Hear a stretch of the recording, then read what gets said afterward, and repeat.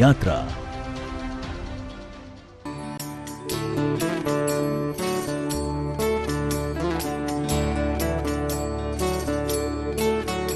इस कार्यक्रम के पुण्यार्जक हैं श्री कंवरलाल जी महावीर प्रसाद जी, पाटनी, मदनगंज, किशनगढ़, राजस्थान। कि जैन समाज हम सब मिलकर एक ऐसे महोत्सव को मना रहे हैं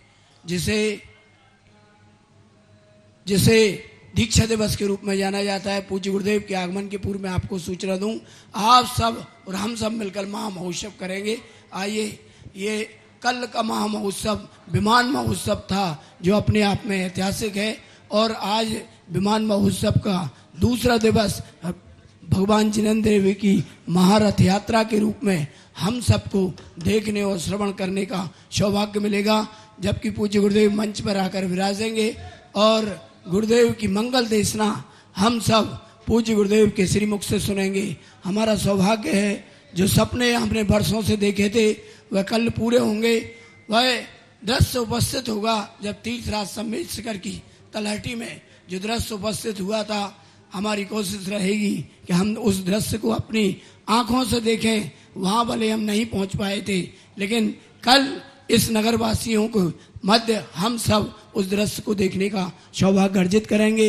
आइए हम सब ऐसी मंगल भावनाएं बनाएं कि कल का दिन अशोकनगर के इतिहास में नहीं, मध्य प्रदेश के इतिहास में अभूतपूर्व हो, अलौकिक हो। उस दृश्य की तैयारी के लिए आप सब भी हम सब की भावनाओं में एक में हों और हम सब मिलकर महा महोत्सव की ओर चलेंगे। आइए, प्रभु के दिव्य रथ में आज प्रभु विराजेंगे और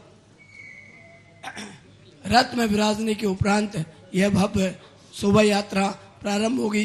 पूज्यवर कुछ ही क्षणों में दिव्य आसन पर विराज रहे हैं और मैं सभी भक्तों से जो जिनालय के अंदर हैं निवेदन करूंगा वह मंच पर पधारें और मंच के समक्ष पधार कर जो बाहर से अतिथि आए श्रीफल भेंट करने का सौभाग्य अर्जित करेंगे।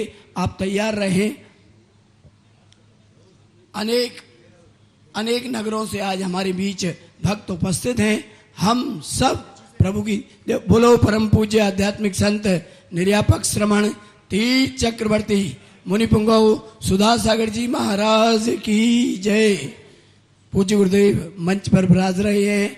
आज जिन्हें महाशांति धारा करने का सौभाग्य प्राप्त हुआ वह सभी हमारे चक्रवर्ती परिवार के साथ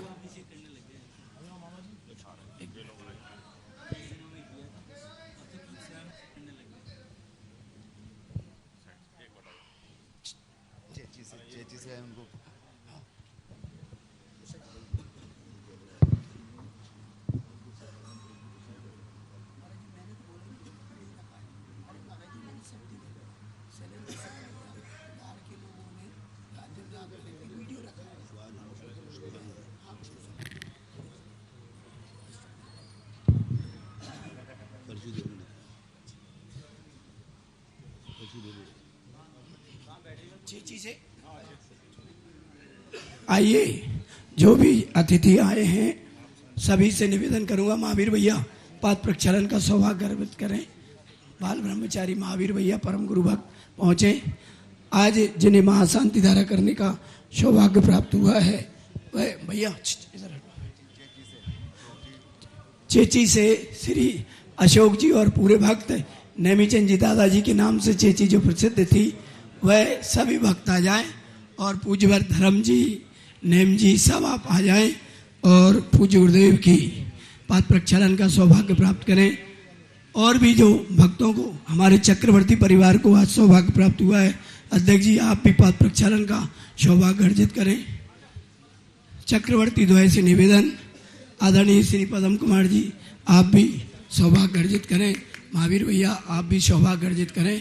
चक्रवर्ती परिवार के और अन्य जो सदस्य उपस्थित हैं, मुंगावली जैन समाज के पूर्व अध्यक्ष पूर्व महामंत्री श्री संजय जी आप भी पधारें और सौभाग्य अर्जित करें। हम सब चलेंगे आचार्य भगवान के चित्र की ओर, जहाँ दीप प्रज्वलन और चित्रामण के बाद दीप प्रज्वलन होगा। आइए, मैं अतिथियों से निवेदन करूंगा हमारे चक्रवर्ती द्वय के साथ दीप प्रज्वलन का कार्य संपन्न कराएं। राकेश भाई साहब पूज्य गुरुदेव से प्रार्थना, अपनी मंगल देशना से हमें उपकृत करें परम पूज्य गुरुदेव। जय श्री ओम नमः सिद्धेभ्यः। जय श्री ओम नमः सिद्धेभ्यः।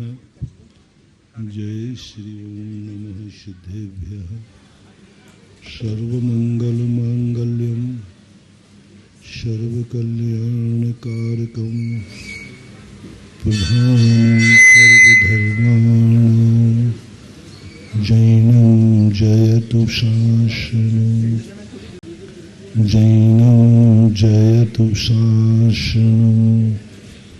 पंच परमेष्टि भगवान की, आचार्य श्री गुरुवर कुंद महाराज की, आचार्य श्री गुरुवर विद्यासागर महाराज की।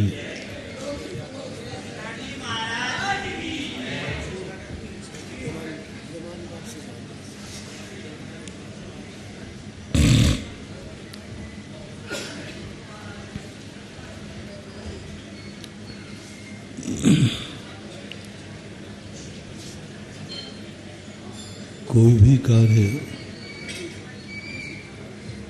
अच्छा हो या बुरा हो, उससे कितने लोग प्रभावित हो रहे हैं, इस बात से अपन ने कल चर्चा की थी। प्रथम दृष्टया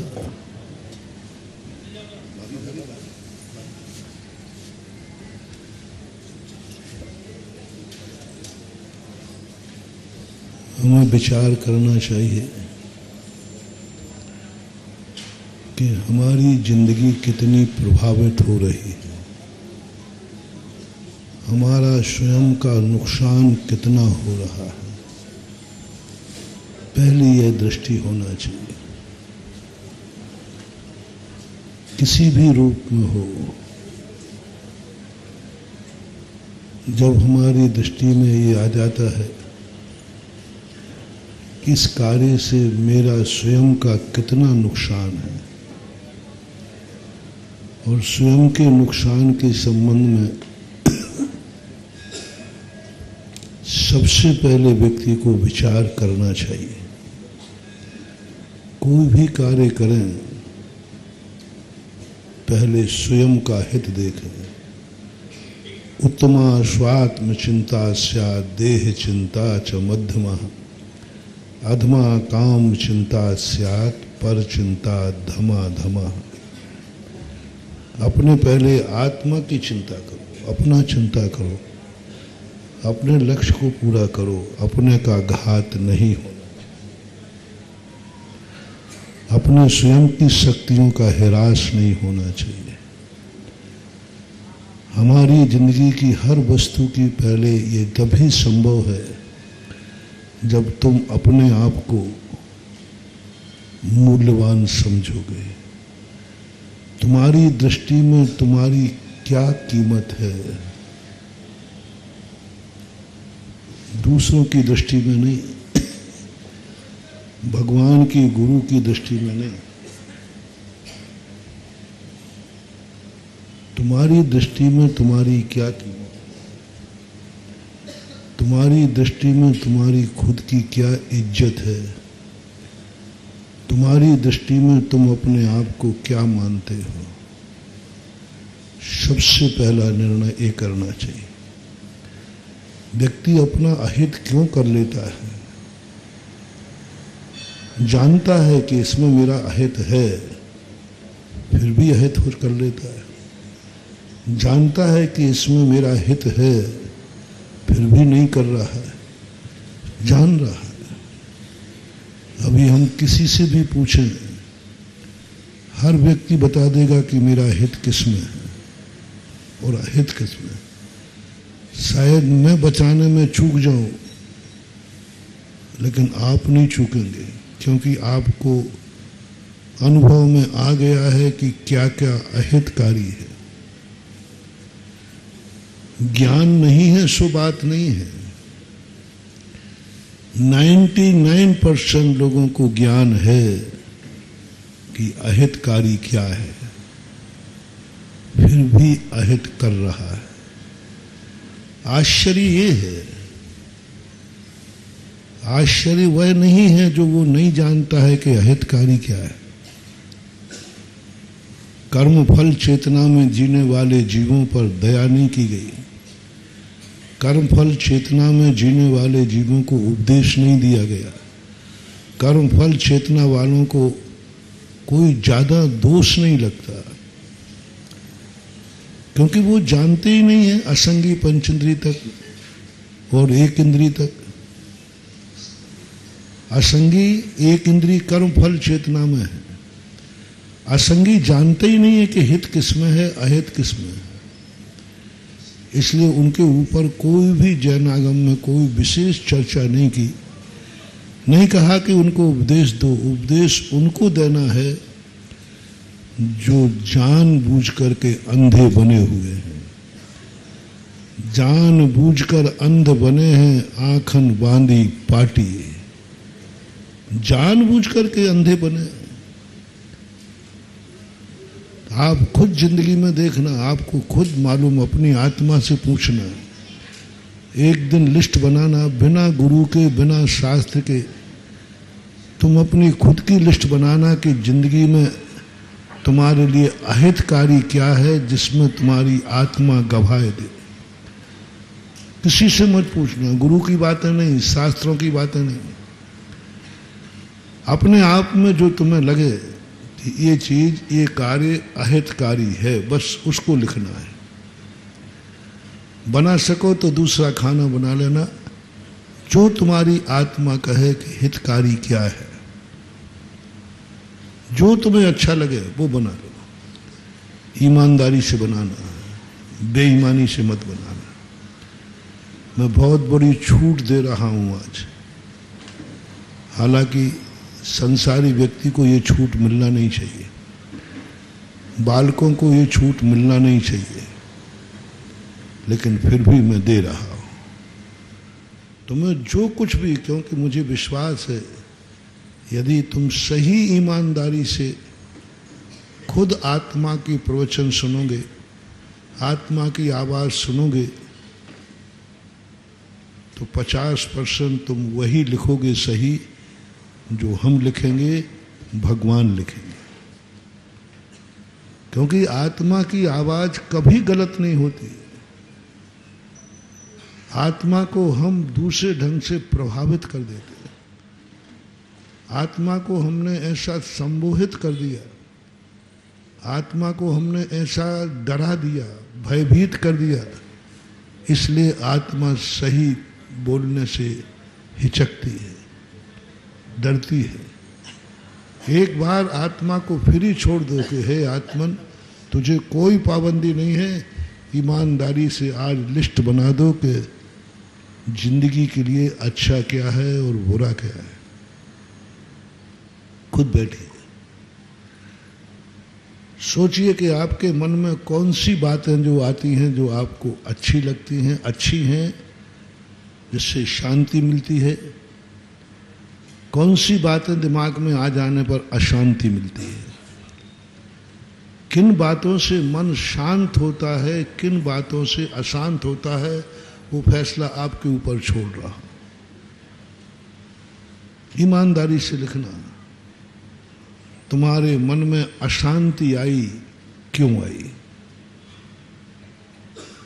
धर्मशास्त्रों से नहीं पूछना। तुम्हारे मन में भय पैदा हुआ, क्यों हुआ? तुम क्यों डर रहे हो? तुम 24 घंटे क्यों भयभीत रहते हो? क्यों डरते हो? कौन कौन से डर तुम्हारे लिए हैं? खुद लिखो। मुझे मरने का डर लग रहा है, मुझे बीमारी का डर लग रहा है, उन्हें अनिष्ट संयोग का डर लग रहा है, इष्ट वियोग का डर लग रहा है। कारण मैं बताऊंगा। डर लग रहा है। अशांति किसके नाम लेने से आती है तुम्हें?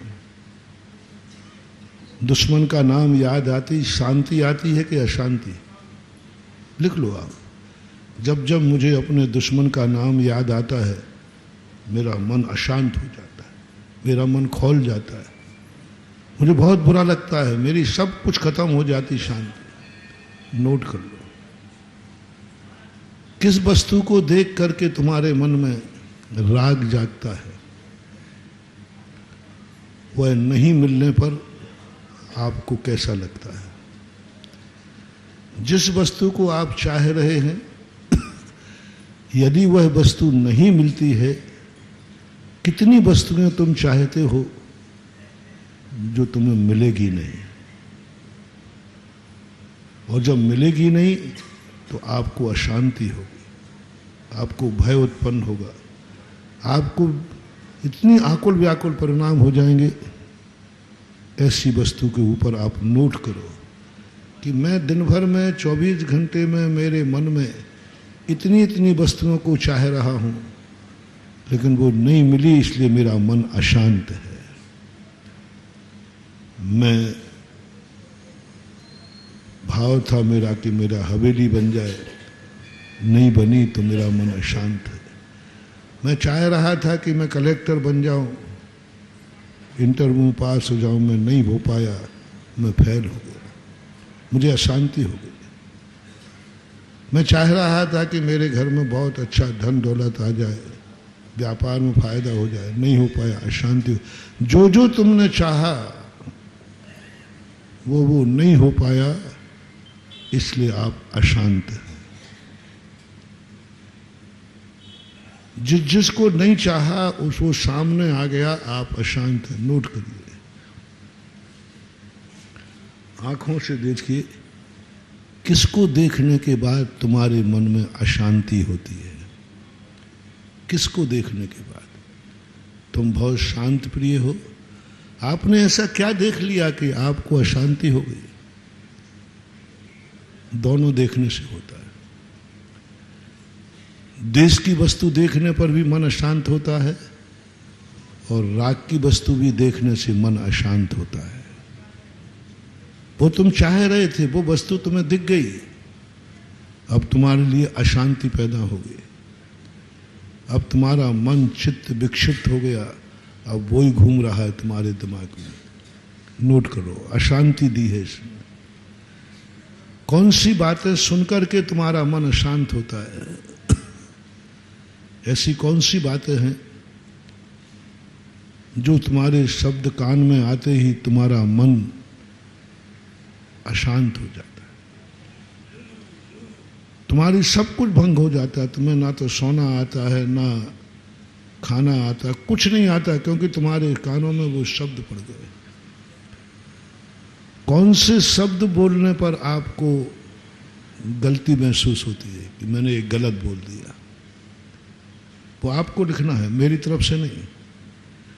ऐसे कौन से शब्द आपके मुख से निकलते हैं जिससे आपको भी कल दुख हो जाता है, मैंने गलत किया है, मुझे नहीं बोलना? जो आप जानते हैं, मेरे से मत पूछो, आगम से नहीं पूछो, जो तुम जानते हो कि ये शब्द गलत है, नहीं बोलना चाहिए, उन शब्दों को लिखो, ईमानदारी से लिखना।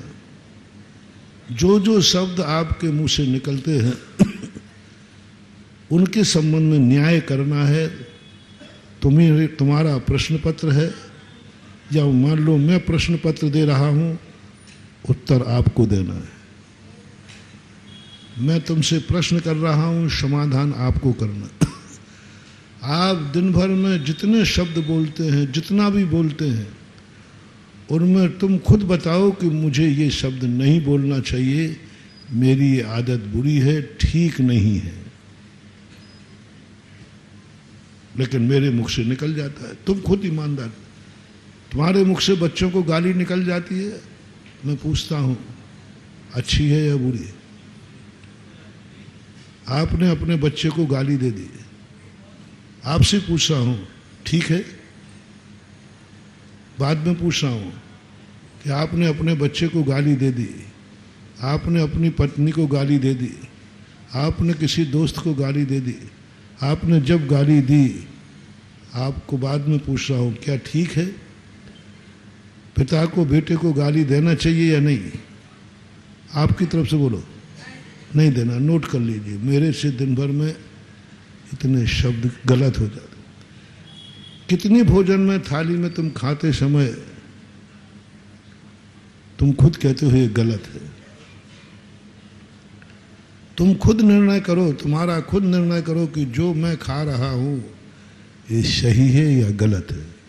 महाराज से मत पूछना, ईमानदारी तुम्हारी है। जो तुम खा रहे हो वो सही है या गलत है। गलत है तो नोट कर लेना, अपनी आत्मा से पूछना।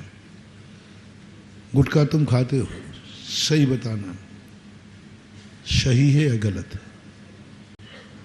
गुटखा खाने वाले से पूछ रहा हूं, ईमानदारी से बताए वो गलत है या सही है। सही ईमानदारी से बताएगा तो वो तुरंत कहेगा गलत है, और मैंने गलत और सही का फैसला कर लिया। यदि गुटखा खाना सही है तो एक दिन हमने उदाहरण दिया था, आप अपनी बिटिया की शादी उसी से करना जो सबसे ज़्यादा गुटखा खाता हो, 1 किलो।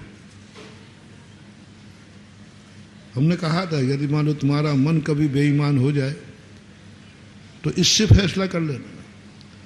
शराब पीना अच्छा है तो फिर फैसला करो, मन से पूछो कि मन क्या कह रहा है। सर हाँ ठीक है, तो फिर मैं पेपर में निकालूं तो सबसे ज़्यादा शराब पीता होगा वही मेरे घर का कुंवर साहब होगा। शराबियों से पूछ रहा हूँ। नहीं नहीं नहीं महाराज ये ठीक नहीं है। इसका अर्थ है, नोट कर लो जल्दी, शराब बुरी चीज है, गुटखा बुरी चीज। थाली में देखो, भोजन में देखो, क्या क्या चीजें तुम गलत खा रहे हो जो तुम्हें मालूम है, ज्ञान में आ रहा है। दिन भर में तुम कहाँ कहाँ जाते हो जो तुम्हें खुद मालूम है कि यहाँ मुझे नहीं जाना चाहिए, मुझे यहाँ नहीं जाना चाहिए, फिर भी आप जाते हैं।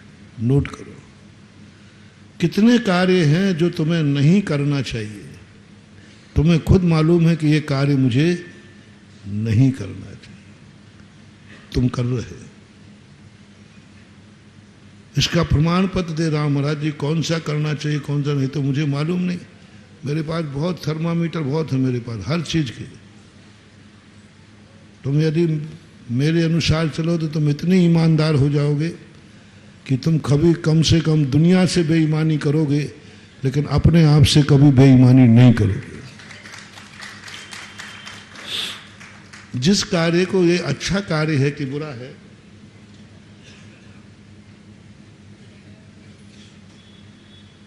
उसमें से इतनी सा सोचना है कौन से कार्य करने पर तुम्हें किसका डर लग रहा है,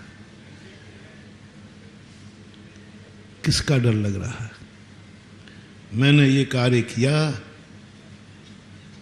तो करते समय किससे डर रहे हो? माँ बाप से। कर तो लूंगा लेकिन मुझे मम्मी पापा का डर लग रहा है। समझ लेना संसार का सबसे गंदा कार्य है क्योंकि वो माँ बाप से डर रहा है।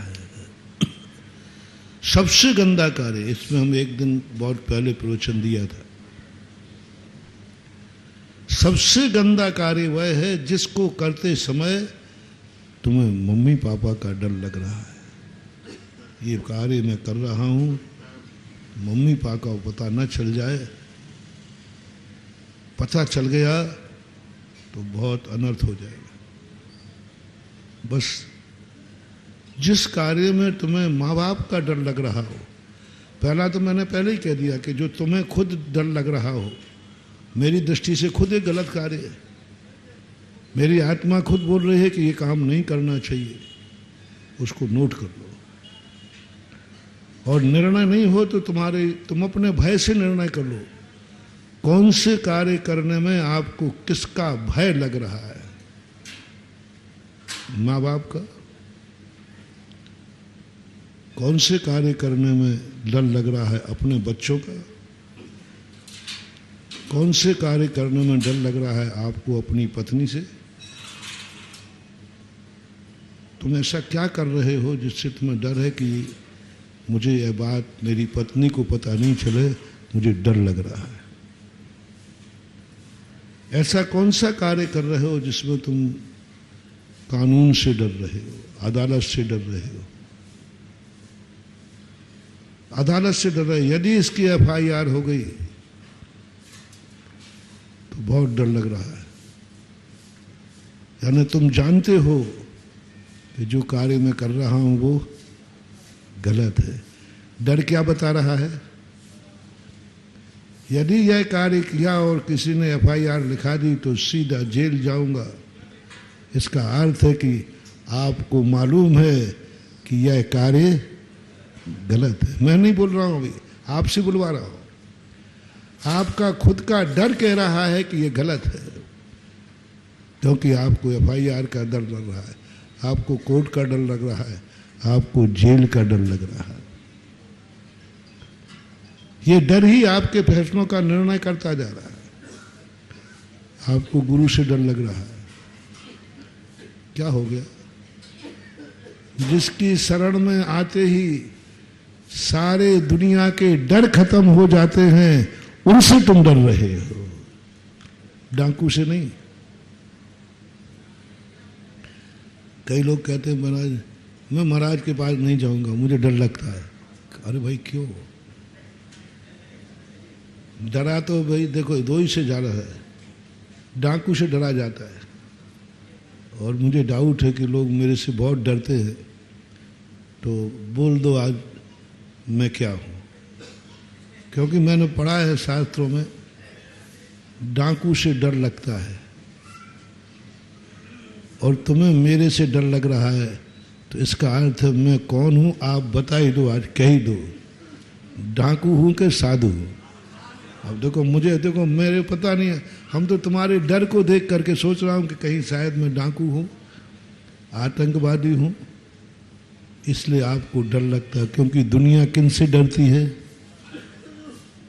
डाकुओं से, आतंकवादियों से डरती है दुनिया। ये परिभाषा है। दुष्टों से, पापियों से, डाकुओं से, इनसे सब दुनिया डरती है, क्योंकि ये डर के काम करते हैं। लेकिन तुम तो कहाँ डर रहे हो? गुरु से डर लग रहा है। क्यों? या तो बोल दो गुरु महाराज नहीं है, डाकू हैं, बोल दो, कोई बात नहीं। अभी मैं पूछ रहा हूं, अब कह ही दो आज अंदर की जो है सो है, काहे को छुपा रहा? नहीं कह सकते।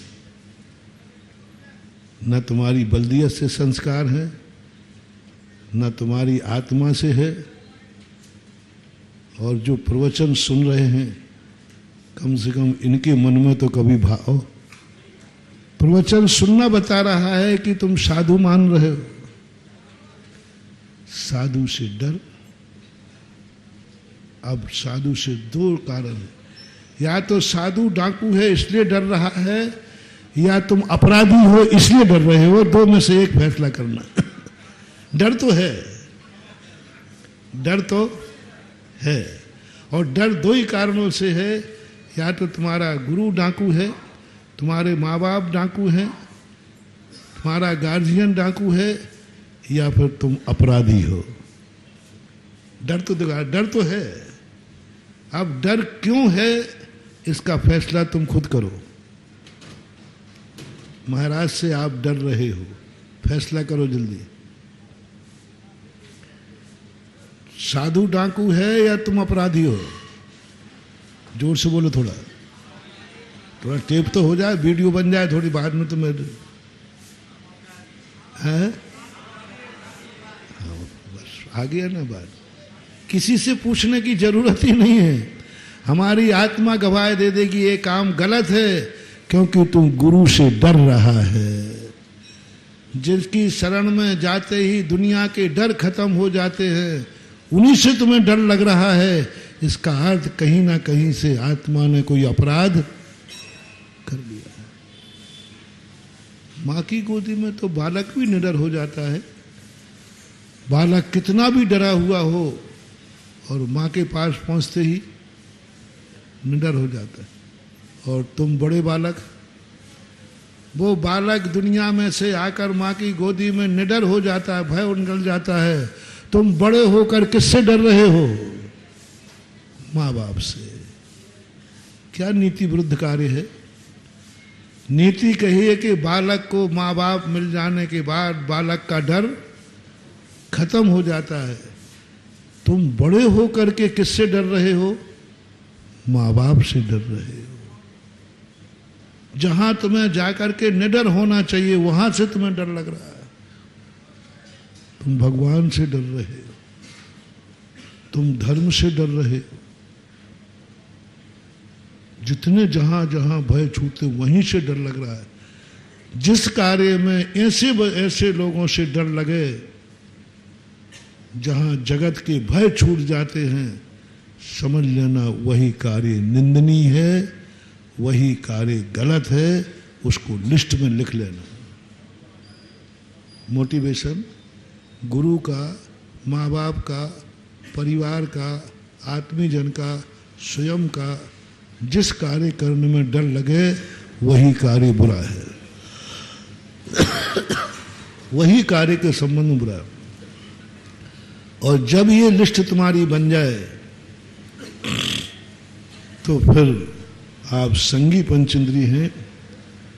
महाराज की बात मानो या ना मानो, भगवान की बात मानो या ना मानो, लेकिन तुम खुद अपनी आत्मा की बात मान लो।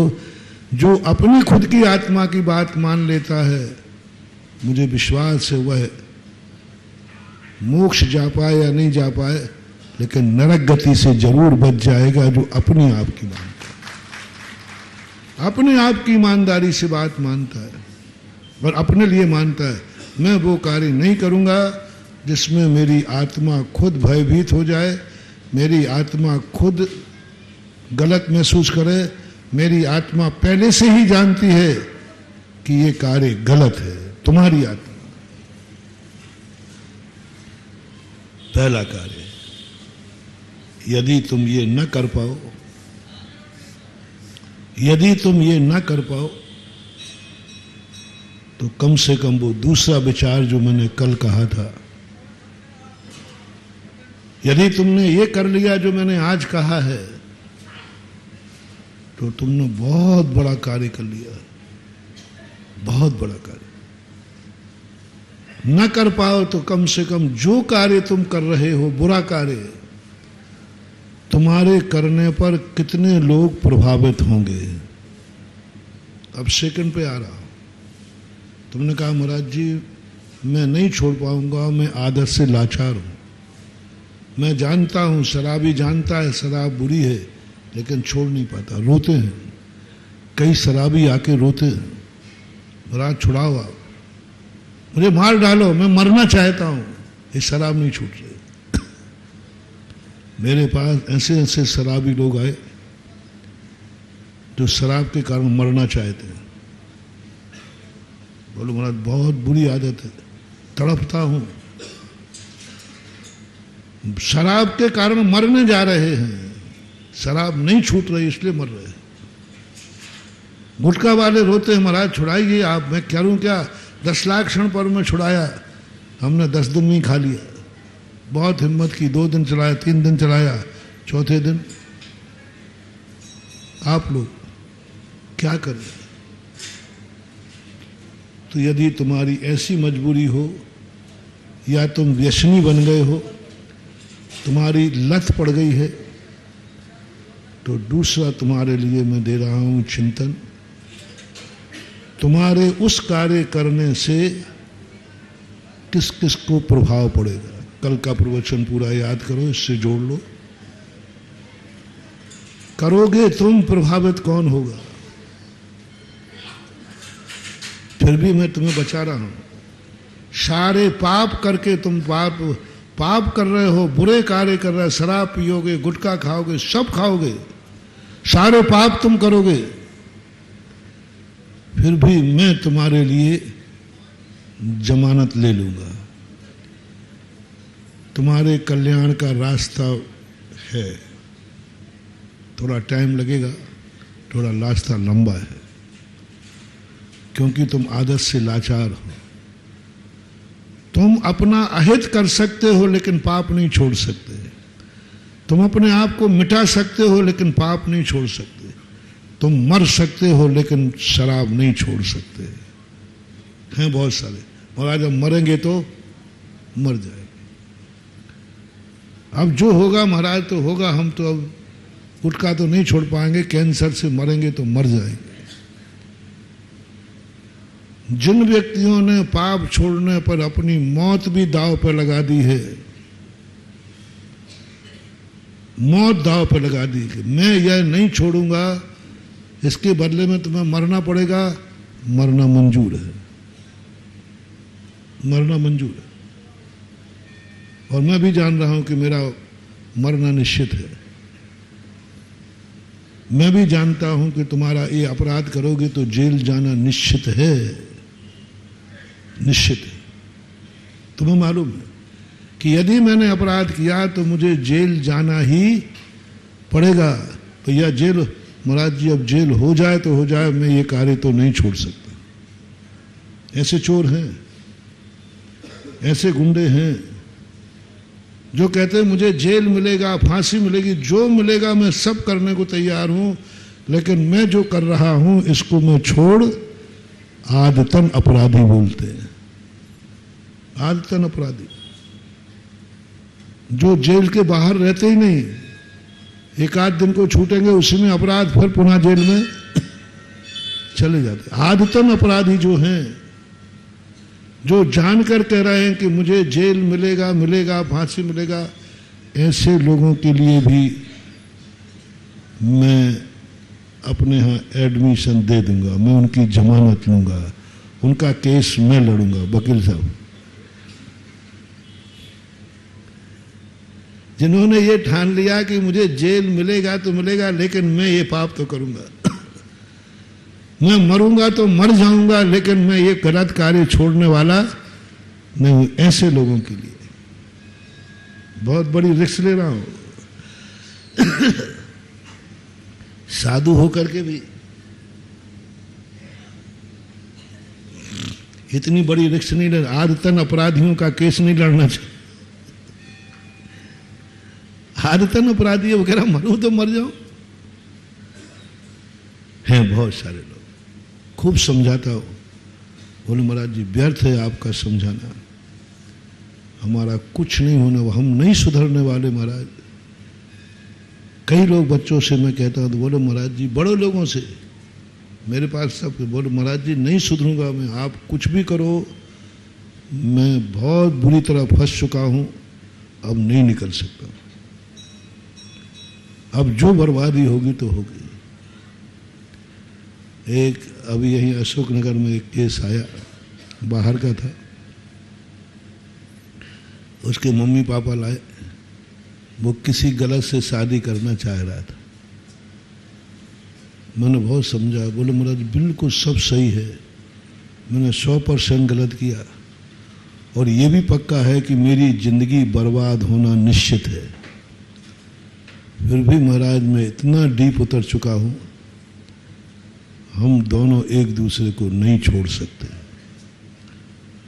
और दोनों को मालूम है कि हमारी बर्बादी होगी, स्पष्ट है, सब तरफ से है। एक केस हुआ था, कुंडली दिखा ली, सबने दिखा लिया, तुम दोनों एक दूसरे के बैरी बनोगे और एक दूसरे की हत्या करोगे, मत करो ये सब। लेकिन दोनों ने, मेरे आंखों देखी घटना है, जैनियों की थी, उसको कहा, मैंने भी कहा, कई जोशियों ने कहा और वो भी जान रहे हैं, लेकिन दोनों ने कहा अब मरेंगे तो साथ ही मरेंगे, जिएंगे तो करड़ी शादी।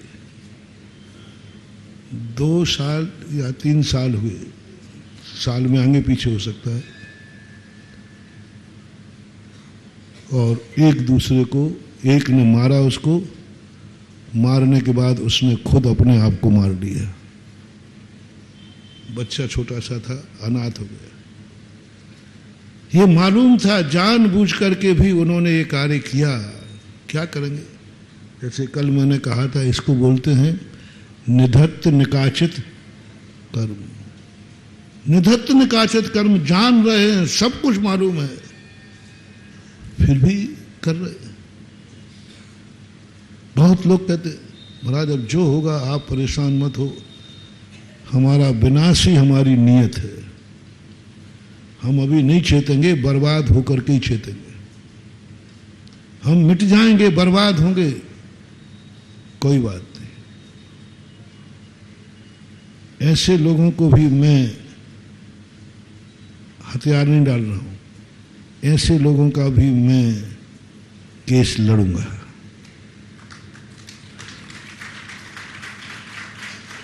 क्योंकि वो निधत्त निकाचित कर्मों में पड़ गए हैं, वो करें क्या, जान रहे हैं, लेकिन उनका निधत्त निकाचित कर्म कहता है नहीं, तुझे इसी तरीके से करना पड़ेगा। यदि तुम दोनों एक दूसरे से शादी नहीं करोगे तो एक दूसरे को मारोगे कैसे, प्राण कैसे लोगे? और तुम्हारे कर्म में लिखा है दोनों एक दूसरे की हत्या करोगे, और हत्या दुश्मन बन के कर नहीं पाओगे, इसलिए तुम मीत बनो तो कर पाओगे। दुश्मन दुश्मन बन के ही नहीं आता है,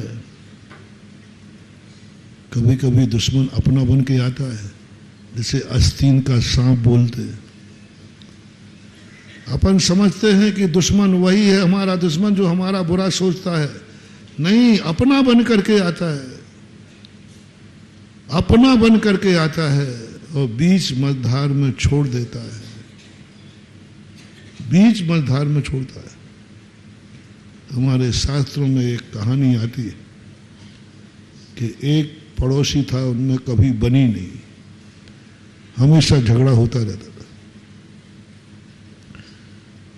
और वो सुखी नहीं रहने देता था। अब वो मरने लगा तो उसके मन में चिंता हुई कि मैं मर जाऊंगा तो ये तो सुखी हो जाएगा, मेरे मरते ही वो सुखी हो जाएगा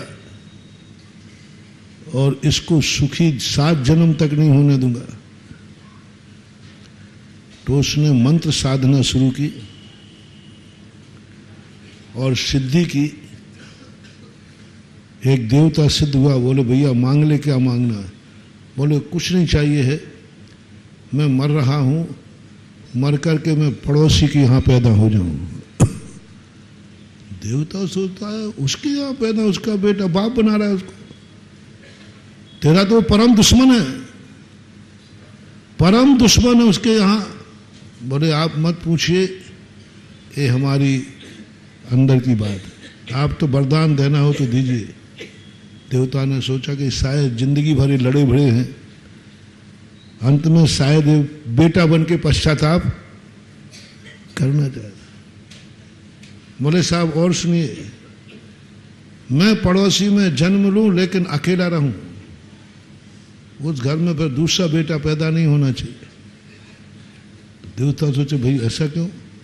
तो देवता तो सीधे होते, बोले इसलिए सोच रहा होगा जिससे हमारे लाड़ प्यार में बंटवारा नहीं हो, मैं अकेले ही रहूंगा। तीसरा प्रश्न कहा, मैं जवान हो जाऊं और जवान होते ही मर जाऊं। अब देवता की खोपड़ी गर्म हो गई कि जवान होते ही मरने की बात क्यों? अब देवता तो बंध गया था, डरना पड़ा। देवता की निगरानी थी, पड़ोसी में पैदा हुआ, बेटा हुआ, अकेला हुआ, जवान होकर ही मर गया। अब बहुत अच्छा पैसा वाला था, अब बेटा जैसे ही मरा, अकेला बेटा जवान मर जाए तो बोलो तुम्हारी क्या हालत होगी? हैं? पागल हो जाओ, विक्षिप्त हो गया। जवान बेटा मर गया, 25 साल का बेटा मर गया, बड़ी मुश्किल में बेटा हुआ था, बेटा हो ही नहीं रहा था, उसकी कोई संतान ही नहीं थी। बड़ी मुश्किल में बेटा हुआ, वो भी दुश्मन की कृपा से हुआ।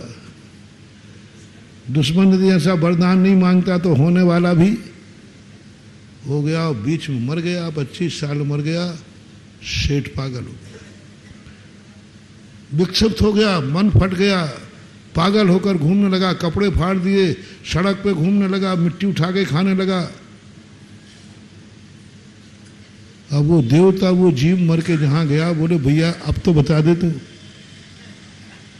अब तो बता दे तूने ये 3 वरदान क्यों मांगे। बोले देवता हो गए, अभी तक अकल नहीं आई, मैं जिंदगी भर इसको कभी पागल नहीं कर सकता। देखो वो गोबर खा रहा है, मिट्टी खा रहा है, पागल होकर घूम कर रहा है, मैं जिंदगी भर हो जाता तो इससे बदला नहीं ले पाता, लेकिन बेटा बदले बन करके वो बदला ले लिया जो हम साक्षात नहीं ले सकते।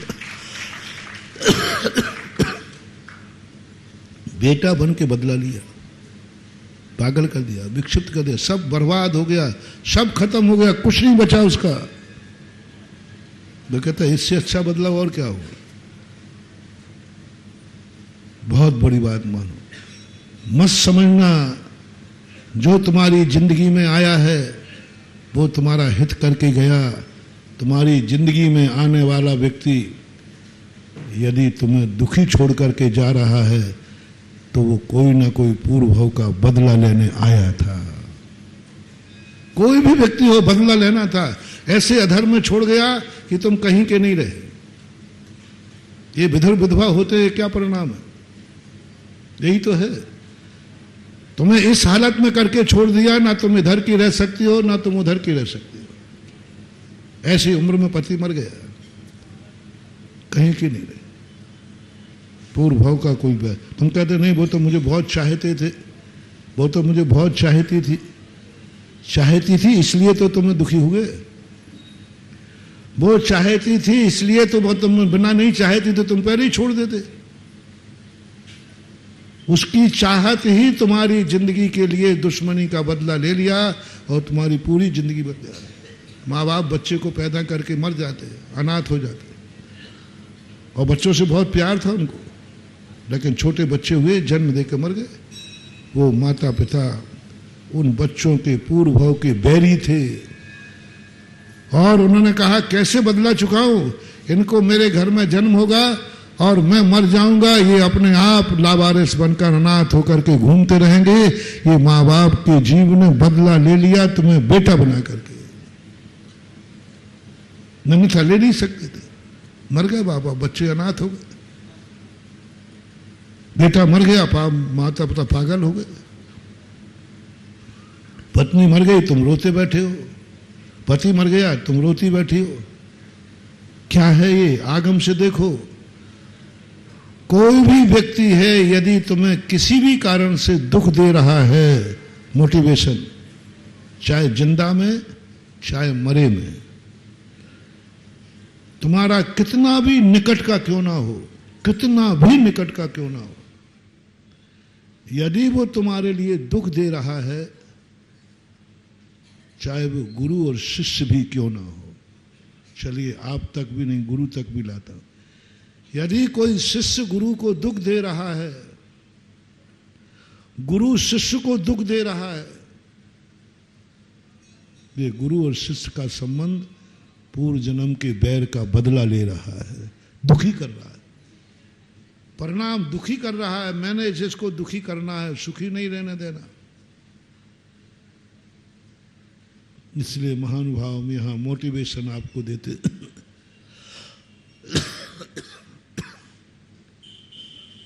कोई यदि आपको दुखी कर रहा है, आपका बेटा कभी मर जाए बीच में, बहुत बड़ी शिक्षा दे रहा हूं मानवा, दुखी मत होना, पागल मत होना, विक्षिप्त मत होना, ठिकाने पे रहना। वो पूर्व भाव का बैरी था, तुम्हारी दुर्दशा करने आया था, उसको सफल मत होने देना, सफल मत होने देना, विक्षिप्त मत होना, अपना होश ठिकाने पर रखो। जवानी में मर रहा है अकेला बेटा हो करके, और मैं इनको इतना चाहता हूं, और वो मर गया। सावधान, यदि आप विक्षिप्त हो गए, आपने की नींद हराम हो गई, आप पागलों जैसी हरकतें कर रहे हैं, सावधान, वो सफल हो गया, वो बेटा नहीं था, पूर्व भाव का बैरी था, तुम्हें दुख देने आया था, और दुश्मन दुख देने आए और हम दुखी हो जाएं, वो सफल हो जाएगा। बनारसी दास पंडित जी साहब 16वीं शताब्दी में यही बात कहते। अंतिम 15 साल का बेटा मरण को प्राप्त हो गया। 10 संतानें थी, 10 मर गई। 10 भये 10 मुए रहे ठूट के ठूट। बनारसी दास का उस दिन, जिस दिन अर्थी पे गए थे, उसी दिन पंडित जी सीधे अर्थी से नहा करके बाहर मंडप था, वहां प्रवचन होते, वहां आके बैठ गए। लोग स्तब्ध हो गए कि पंडित जी बोले, नहीं, इसी समय पंडिताई काम आएगी। इसी समय पंडिताई काम आई थी। वो बेटा नहीं मरा है, पूर्व भाव का कोई बैरी बना है, जो मुझे इस अवस्था में, जिस समय मुझे बेटे की जरूरत है, जिस समय मुझे बेटे की जरूरत है, इस अवस्था में वो छोड़ के चला गया है। नियम से कोई बैरी था जो मुझे दुखी देखना चाहता है, और यदि मैं दुखी हो गया तो दुश्मन सफल हो जाएगा, मैं फेल हो जाऊंगा। मुझे कोई दुख नहीं है, आया था, मेहमान बन के चला गया। दुश्मन को कब हार महसूस होती है? वो तुम्हें रुलाना चाहता और तुम हंसते हुए मिल जाओ तो वो हार जाता। अरे ये तो हंस रहा है। दुश्मन की सबसे बड़ी पराजय है महानुभाव। दुश्मन की सबसे बड़ी पराजय है दुश्मन की किसी गाली से, दुश्मन की किसी निंदा से, दुश्मन के किसी कारनामों से, दुश्मन की किसी भी हरकत से तुम अपने चेहरे पर कभी खेद मत लाना। तुम दुखी मत होना। जितने जितने तुम दुखी होगे वो सफल होता जाएगा। बहुत, मैं यही तो चाहता था, इसकी नींद हराम कर दो, यही तो चाहता था वो, इसलिए तो उसने ऐसा किया था। आप गाली सुन मन खेदना, बस हार गया दुश्मन। उसने गाली दी। बौद्ध ने एक बहुत अच्छी बात कही थी उनकी नीतियों में,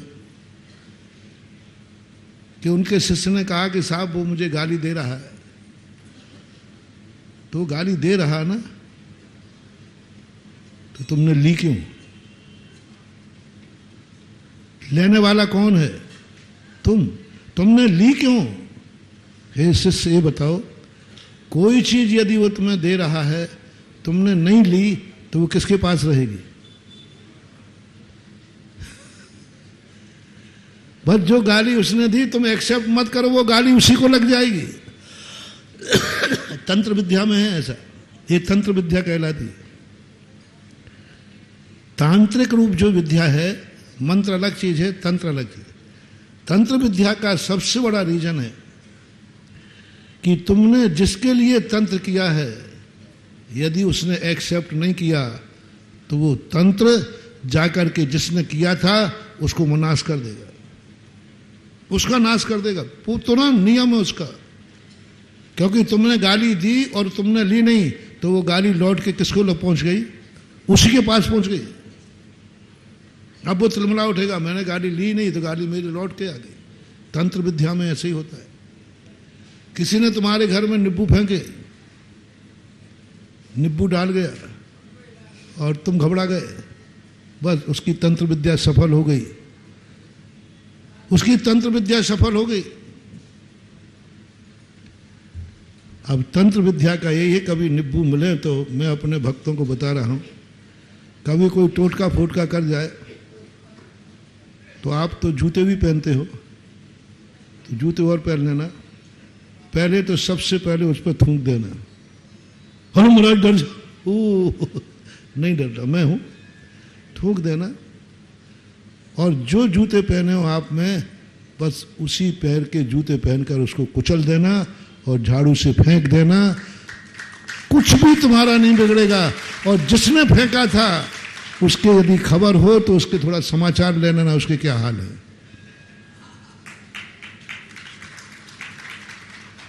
2 बार मेरे साथ हुआ है।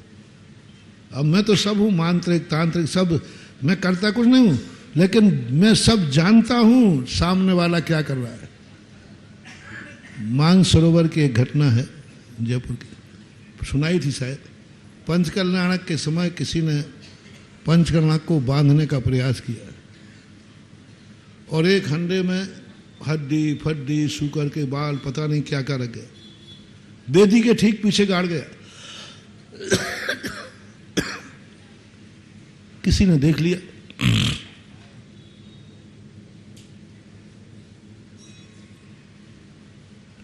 और उसने कहा महाराज जी कोई ऐसा ऐसा कर रहा है। मैंने तुरंत समझ, मैंने कहा ठीक है। मैंने एक बच्चे को तैयार किया, बच्चा क्या व्यक्ति, मैंने कहा उसको उखाड़ के तू लात मार दे बस। कोई तैयार नहीं, ओ महाराज जी कुछ हो गया तो, कुछ हो गया तो। एक बच्चे ने साहस किया, थोड़ा अंधेरा शाम हो रही थी, नहीं तो मैं ही चला जाता। मैंने कहा मैं खड़ा हूँ छत पर, तू चाह। वो गया, उस गंदे को निकाला और एक लात मारी। जैसे यहाँ लात मारी मुझे मालूम था ये किसने किया है।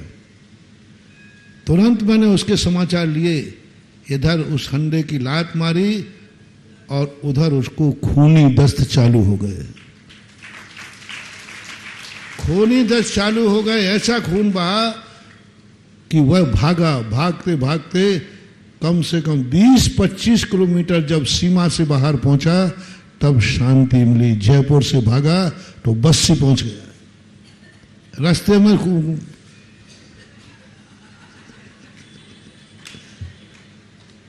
तंत्र विद्या का ये सवाल है। एक तंत्र विद्या बागर के अंदर एक व्यक्ति था, उसके बाद वो कुछ भी कर देता था, कभी कुछ फेंकता था, कभी कुछ फेंकता था। तो मैंने कहा कि महाराज जी हम बहुत परेशान हैं, मैंने किस दिन विशेष तो मेरे बहुत फार्मूले बहुत सच्चे हैं। हम एक पंथ दो काज करते हैं।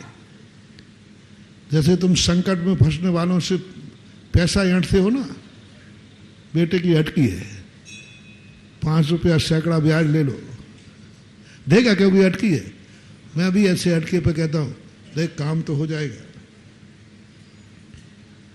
तेरा कुछ भी नहीं बिगड़ेगा, बस शर्त एक है आजीवन भगवान के अभिषेक करने का नियम लेना पड़ेगा।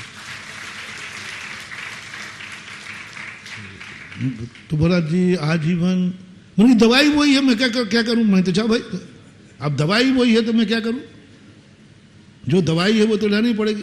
और तू अपने घर का धोती दुपट्टा रखना और घर का धोती दुपट्टा पहन के भगवान का अभिषेक करना और वो घर में जाके सुखाना, बस सब काम ठीक हो जाए।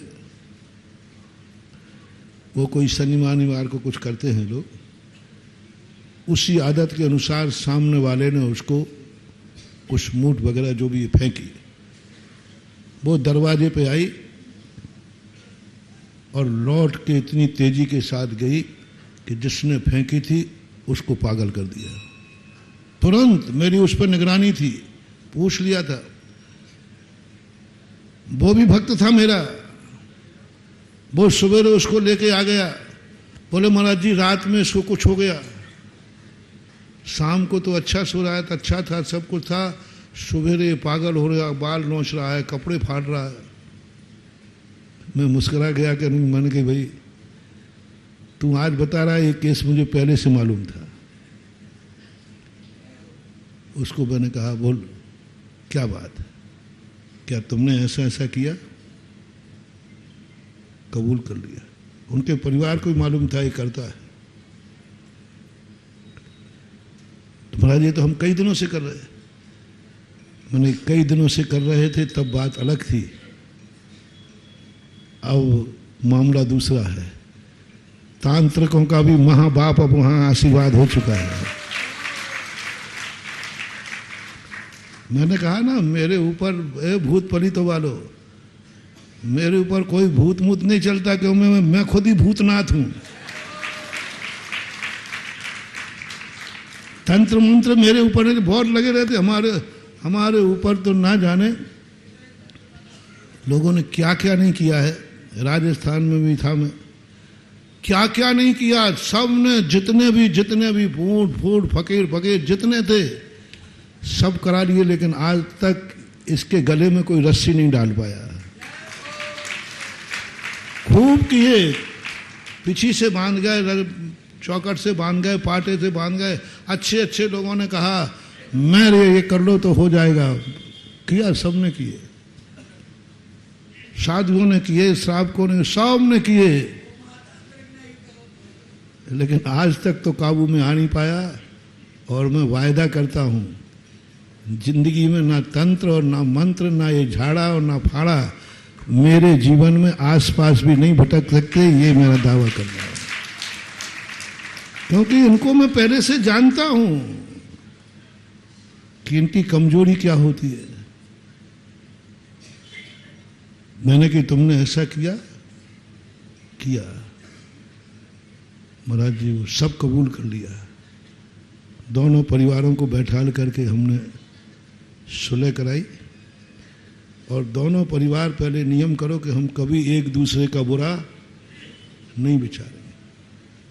बस उस जो खराब हुआ था उसको भी मैंने कहा कि तुझे भी एक नियम ले ले, अब प्रतिदिन भगवान के अभिषेक किए बिना भोजन मत करना। मैंने कि 5-6 दिन अभी ये बच्चा खराब रहेगा, तुम इसके साथ जाना, गंधोदक देना। और दोनों को आजीवन अभिषेक का नियम दिया। दोनों परिवार सुखी हैं। बोलो हमारा व्यापार धंधा कैसा है? आज भी कर रहे हो, धर्म भी नहीं गया। अब कोई कैसे कहता, कोई कहता तुम वहां पूजन करो, तुम वहां आते लगाओ, तुम वो बलि चढ़ाओ, ये चढ़ाओ, कुछ नहीं करना। जिनेंद्र भगवान के अभिषेक का नियम दिलाओ, इससे बड़ा दुनिया में कोई तंत्र हो नहीं सकता। इससे बड़ा कोई तंत्र नहीं है, कोई भी दुनिया में ताकत नहीं। मैं 3-4 नुस्खे तुम्हें दिए देता हूं। तुम यदि सच्चे देव साध गुरु के प्रति श्रद्धा है तो जाओ, तुम्हारे ऊपर कोई तंत्र मंत्र काम, तुम्हारा एक ही देवता है वीतराग देव, कोई देवता कुछ भी नहीं कर पाएगा। हमारे अशोक पाटनी है ना, इनको एक साधु ने कहा मैं अशोक पाटनी को दंडवत लगाते हुए अपने दरबार में बुलवाऊंगा। वो बहुत झाड़ा फूकी करते थे, बहुत झाड़ा। वो मुझे पता चला, मैंने अशोक से कहा अशोक अब परीक्षा है, अपनी तुम्हारी भी है और हमारी भी है, और जिस गुरु के अपन चेले हैं उसकी भी है।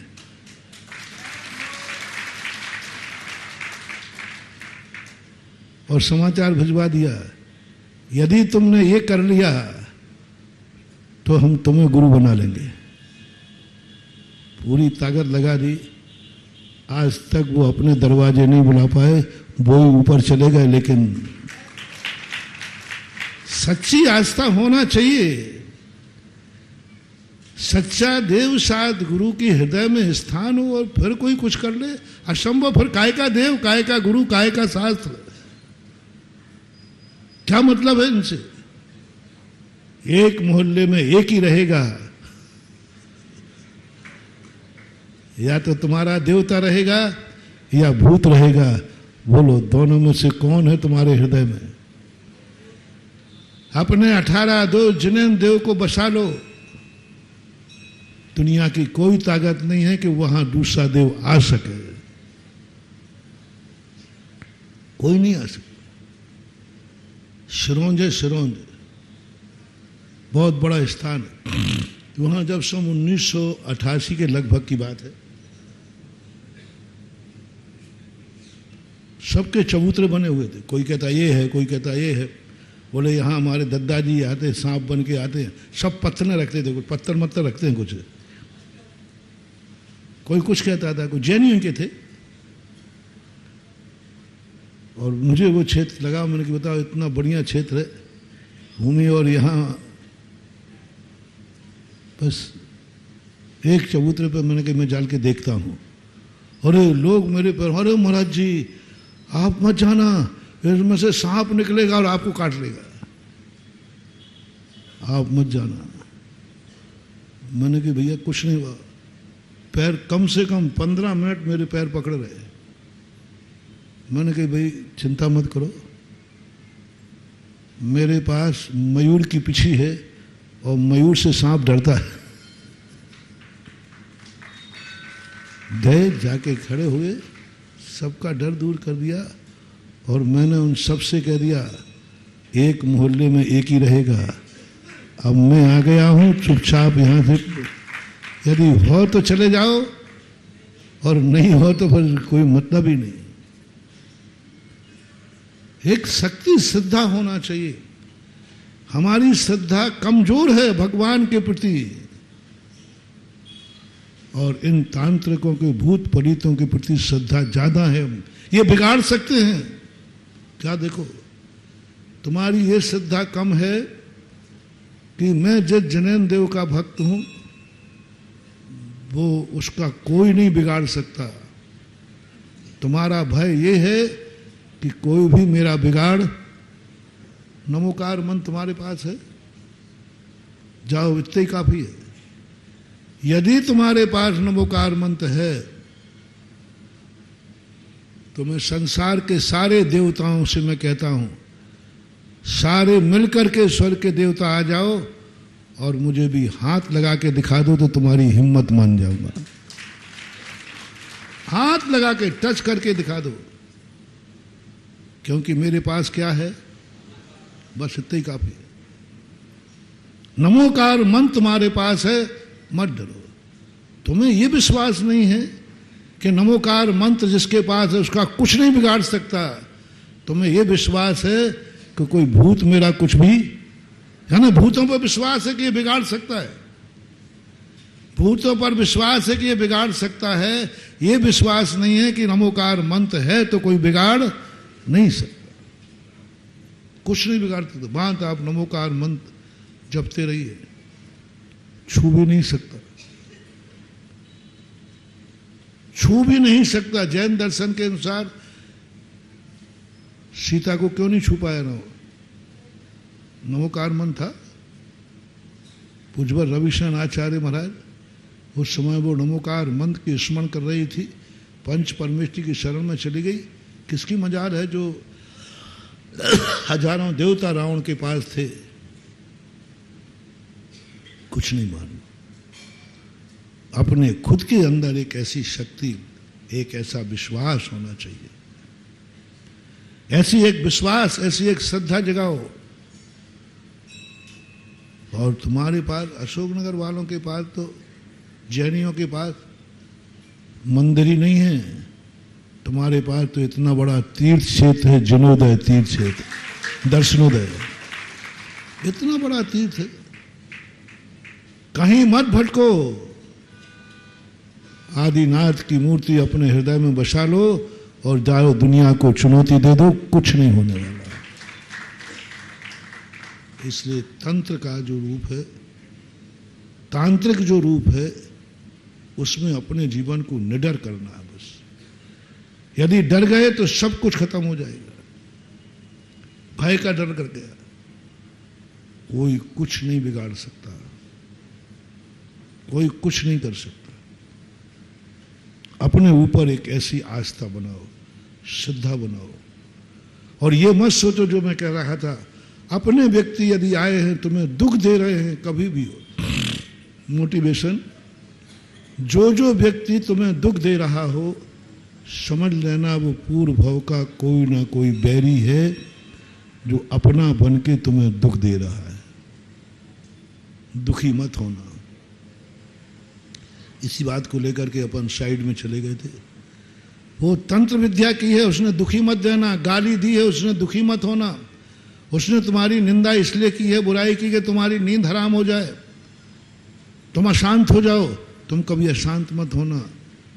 ये तंत्र है, बहुत बड़ा तंत्र दे रहा हूं महानुभाव। तंत्र विद्या का निराकरण कर रहा हूं। गाली उसने दी है, अशांत में हो गया, ये तंत्र है। निंदा की है, हमारी चिंता हो गई, तंत्र है। और दुश्मन हमेशा तंत्र ही करेगा, दुखी। तुम्हारे लिए दवाई दी है मैंने, तुम दुखी मत होना,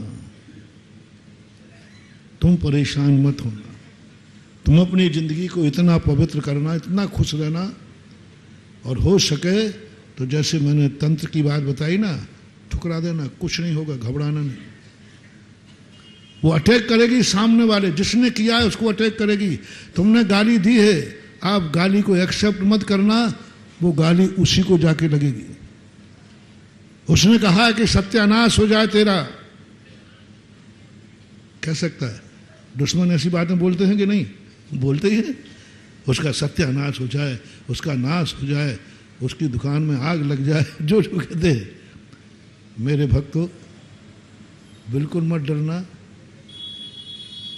जिसके पास भगवान है, जिसके पास गुरु का आशीर्वाद है, जिसके पास नमोकार मंत्र है, उसका कभी सत्यानाश हो ही नहीं सकता। ये शक्ति तुम्हें अपने गुरु पर, तुम्हें अपने भगवान पर, मंत्र पर विश्वास करो, कुछ नहीं हो सकता। तुम्हें दुश्मन पर विश्वास है कि ये इसने कहा है कि सत्यानाश हो जाए, तो मेरा सत्यानाश नहीं हो जाए। यानी तुम्हारे भगवान से भी ज्यादा ताकतवान कौन हुआ? सुरक्षा कर्मी से ताकतवान हुआ डाकू। तुम्हारी सुरक्षा से तुमने रखा, उससे बगैर कि नहीं वो डाकू लूट नहीं ले जाते। सुरक्षा कर्मी क्या कर रहे हैं? तुम्हारा भगवान क्या कर रहा है? भगवान से भी ज्यादा उसने कह दिया, उसने मुझे बद्दुआ दे दी, तुम्हारा सत्यानाश हो जाए, मेरा नाश नहीं हो जाए, महाराज मैं बहुत डर रहा हूं। अरे मूर्ख, तेरा कोई गुरु है कि नहीं? बोले है। तो गुरु से ताकतवान तुम्हारा दुश्मन। तेरा भगवान है कि नहीं? है। भगवान से ताकतवान? तेरे पास गंधोदक है कि नहीं? गंधोदक से भी ताकतवान। धोबन जी के बड़े बाबा से भी ताकतवान तेरा दुश्मन है, जिसने सत्यानाश कहा है। क्या मचा रखा है तुम लोगों ने? सत्यानाश करने वाला क्या अपने भगवान से ताकतवान ज्यादा है? बोलो।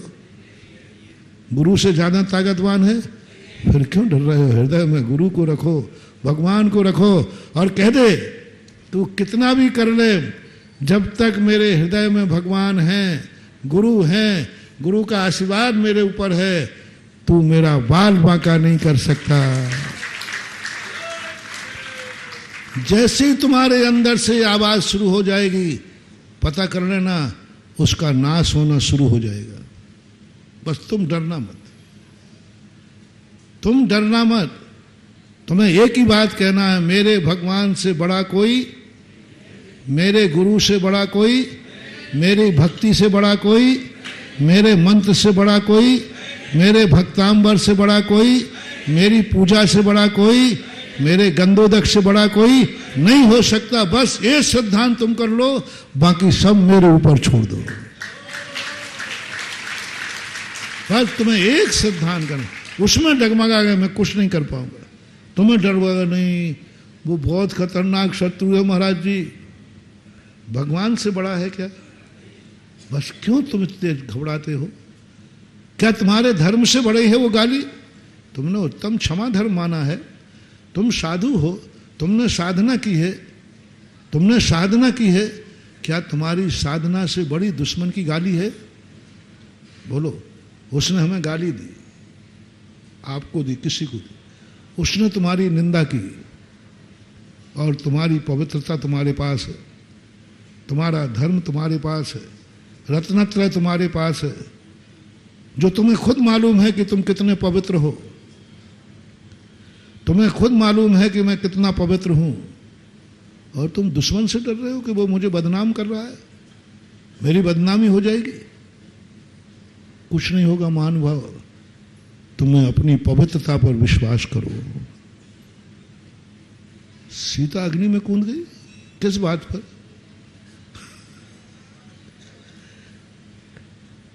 दुश्मन में ताकत है, ये दुश्मन मुझे बदनाम कर देगा, ये मेरा बुरा कर देगा, और अब तो अग्नि में कूदना है, ये अग्नि तो मुझे जला देगी। अरे क्या करेगी अग्नि? क्या करेगा दुश्मन? क्या करेंगे संसार के सारे देवता? सीता ने एक ही शब्द बोला, मेरा हृदय यदि पवित्र है तो मेरी पवित्रता से ज्यादा शक्तिमान दुनिया का कोई हो ही नहीं सकता। मेरी पवित्रता। देखो विदेही क्या कहती है, मेरी पवित्रता। उसको किस पर विश्वास था?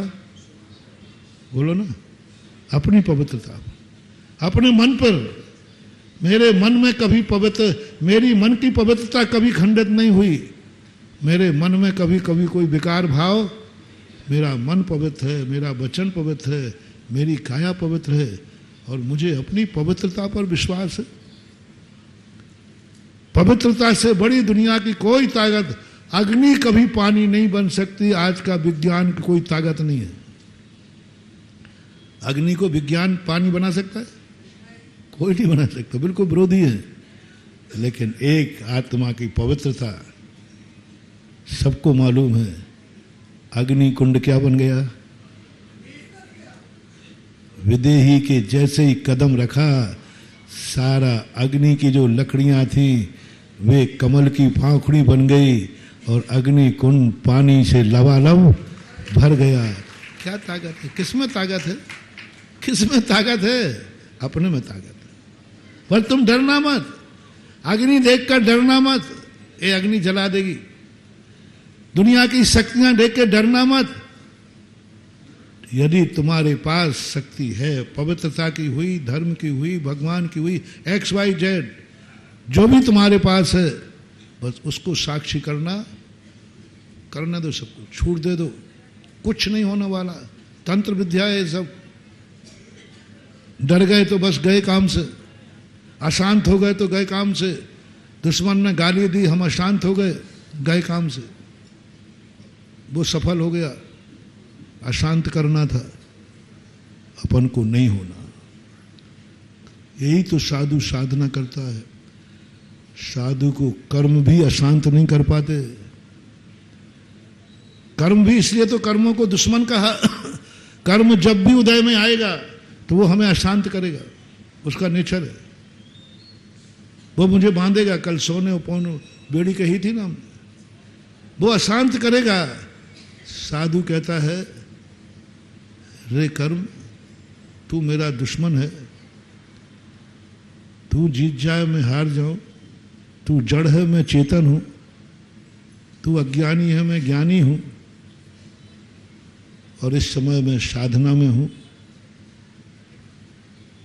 कर्म कहता है मैं तुम्हें रुला के रहूंगा, कर्म बली सो महाबली, कर्म बली सो।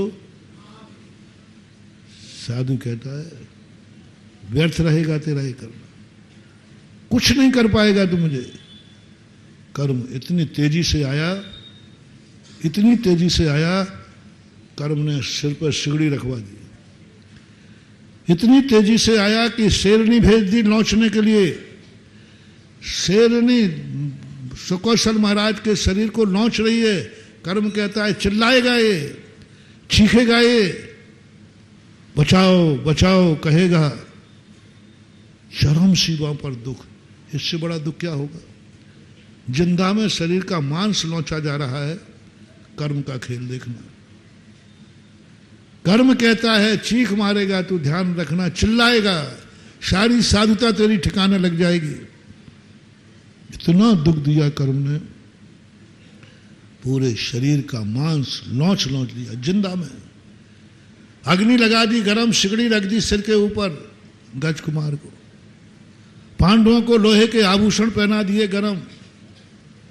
500 मुनियों को कहां पेल दिया? घानी में पेल दिया, घानी में पेल दिया। महाराज जानते थे कर्म मेरा दुश्मन है। कर्म को अरी की संज्ञा दी है। ये दुश्मन है, ये हमेशा काम रहता है इसकी आत्मा को दुखी रखना, बांध के रखना, बंधन में रखना। और आज यदि ये सफल हो गया, मैं दुखी हो गया, तो ये कर्म जीत जाएगा और हमारी आत्मा को गुलाम बना लेगा। हम सदा सदा के इसके गुलाम हो जाएंगे। नहीं डरे, नहीं डरे। ध्यान में बैठे रहे, अपनी शांति भंग नहीं की, अपनी कोई शांति भंग नहीं थी। शालिनी मास लौचती रही, महाराज शांत सौम। सिगड़ी सिर पर जलती रही, महाराज शांत। शरीर घानी में पिलता रहा, महाराज शांत। अंत में क्या हुआ? कर्म ही जलकर भस्म हो गए, मुनि महाराज तो अमर होकर सिद्ध बन गए। कर्म जलकर भस्म हो गए, कुछ नहीं बिगाड़ पाए, कुछ नहीं कर पाए। इसलिए हमारी जिंदगी में हमें एक आस्था का केंद्र बनाना है और एक अपने हृदय को दो चीजों से भर दो। एक तो पवित्रता से भर दो, एक सत्यता से भर दो, एक अहिंसा से भर दो।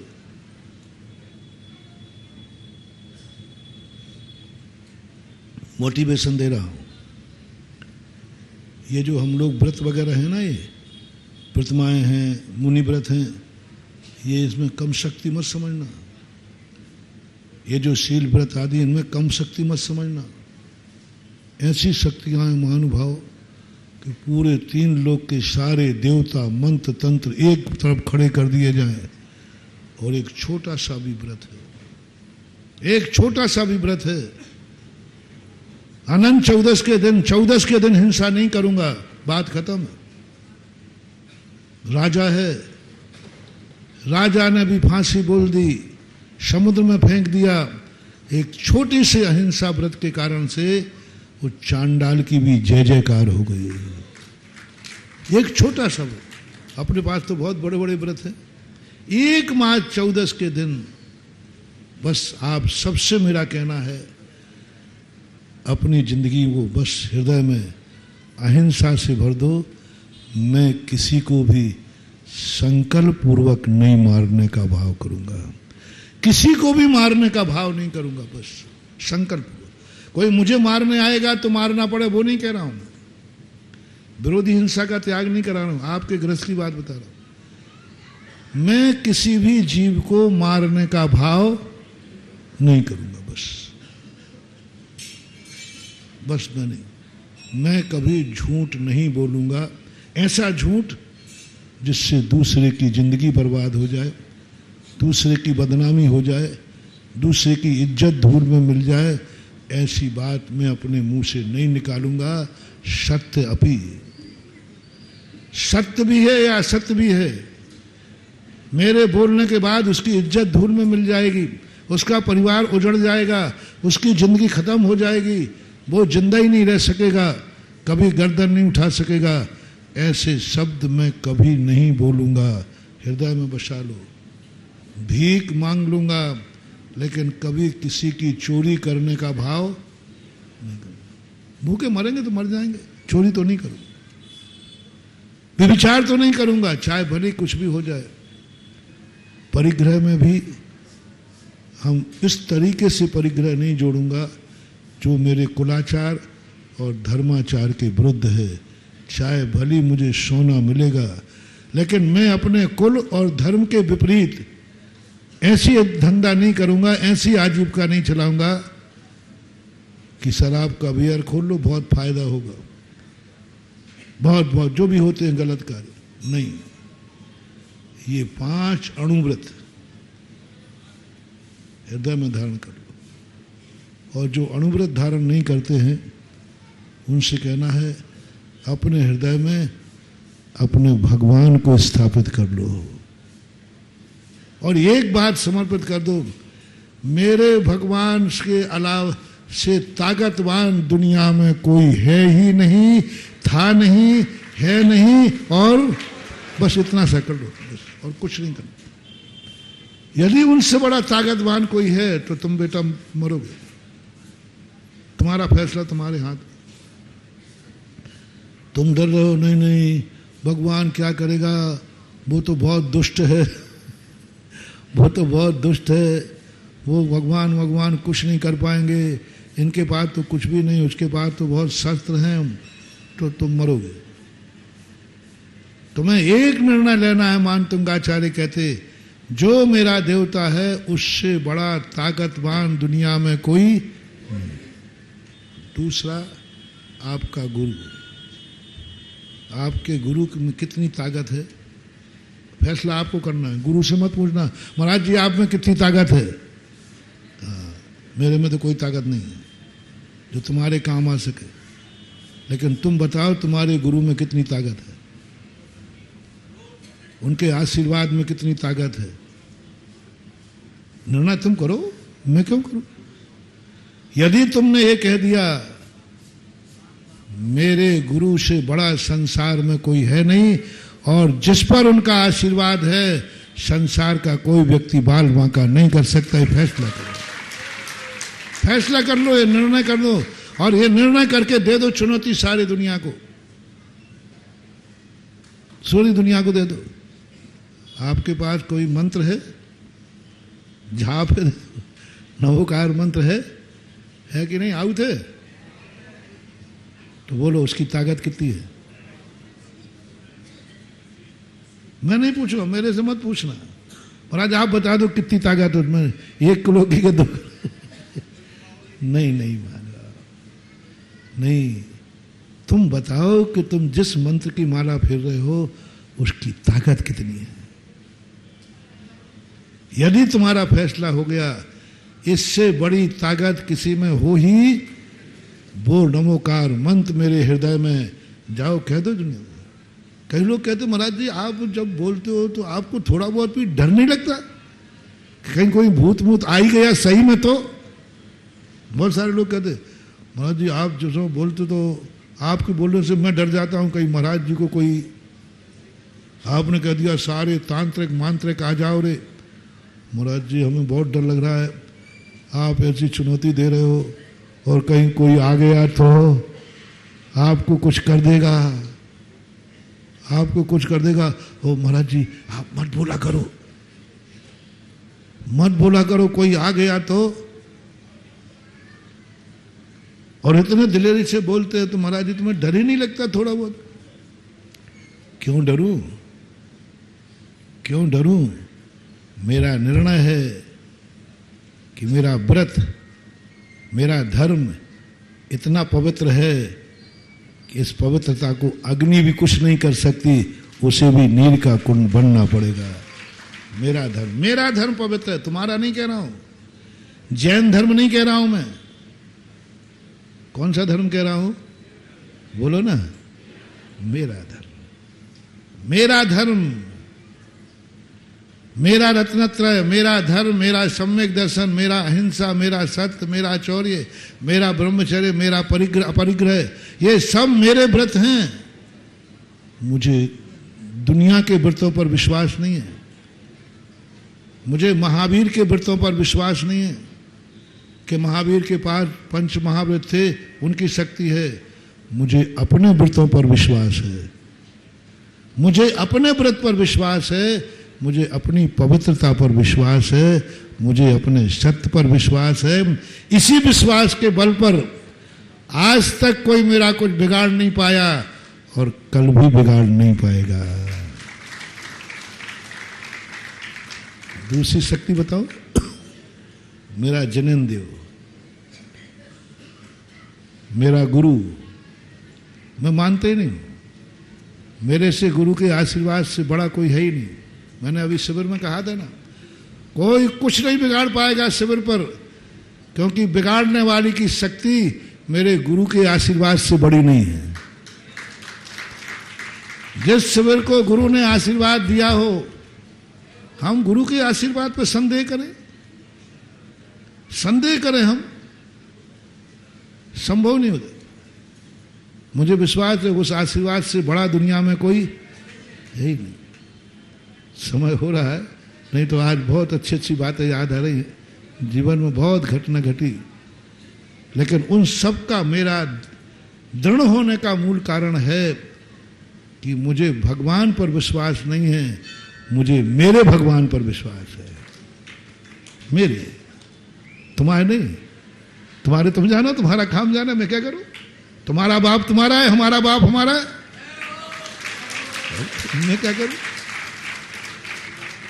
मैं क्या करूं भाई? मेरा बाप, मेरा भगवान। मैं आचार्य विद्यासागर की बात नहीं कर रहा हूं, मैं कर रहा हूं मेरा गुरु आचार्य विद्यासागर, मेरा गुरु। तुम्हारा तुम जानो भाई, तुम्हारा है तो तुम जानो, मैं नहीं कहता। वो तुम्हारे लिए चमत्कारी होगा कि नहीं होगा वो तुम्हारे पास है। मेरा गुरु जिसका नाम था संत शिरोमणि आचार्य, इस कार्यक्रम के पुण्यार्जक थे श्री कंवरलाल जी महावीर प्रसाद जी, पाटनी, मदनगंज, किशनगढ़, राजस्थान।